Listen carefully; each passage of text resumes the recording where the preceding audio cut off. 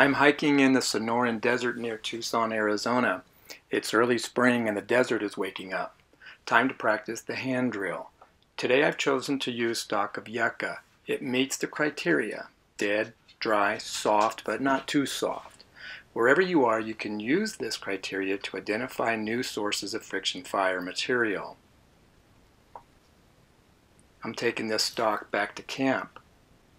I'll also need some dry, fibrous, flammable material to make a tinder bundle in which I'll fan a friction-generated ember into flame. This dry grass will do very nicely. I'm cutting a 12-inch section out of this yucca stock to make it easier to use during the fire building process.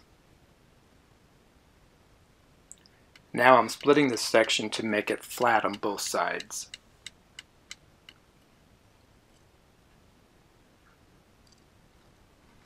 It needs to be about 1/2 inch thick. Inside my pack I have drill material I've been collecting all winter. It comes from areas nearby. I have sunflower, cattail, shin-dagger, and dock. They all meet the same criteria: strong, straight, symmetrical, dead and dry stalks with a soft, pithy core, sound and round and able to withstand the inward and downward pressures of being firmly spun between both hands. Here I'm making a starter hole for the drill. It needs to be precisely placed so that the drill hole comes just shy of the edge of the fireboard. This placement is perfect. Now I'm using the drill to burn and shape the starter hole. The placement of this hole is important because it needs to line up with the notch I'll be cutting out next. Yep, everything is lining up properly. I like to cut the notch at an angle below the drill hole, a wedge beginning at the top side of the fireboard and extending underneath to the bottom side of the hole. The mouth of the notch needs to be as wide as the hole and super smooth, free of burrs and spurs, so the hot sawdust can flow freely, allowing plenty of air, thus avoiding smothering the ember. Next I'll place the coal catch under the fireboard. Here you can see the notch. The coal catch is a flat piece of something that is dry and wide enough to catch the hot sawdust as it flows in and out of the notch. It will also eventually be used to transfer the ember to the tinder bundle. Now it's time for the nitty-gritty part of the process, creating an ember in the notch by hand spinning the drill in the drill hole. It takes practice and patience to master this step. The spinning process yields sawdust as the drill and fireboard rub together.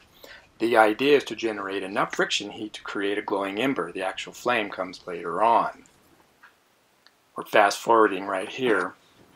It requires a combination of the right speed, the right inward pressure between both hands, and the right downward pressure to generate an ember. The fruit of this beautiful balance is a glowing ember and a happy heart, and sometimes shortness of breath, sore hands, blisters, and tired muscles. Here's what the hole looks like. Now that we have a hot glowing ember, we need to carefully transfer it to the tinder bundle using the coal catch.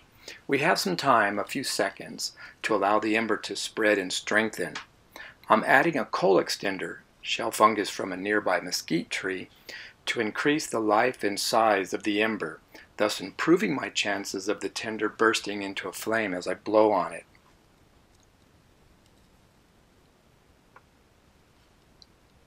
Fold the tinder bundle up and around the ember.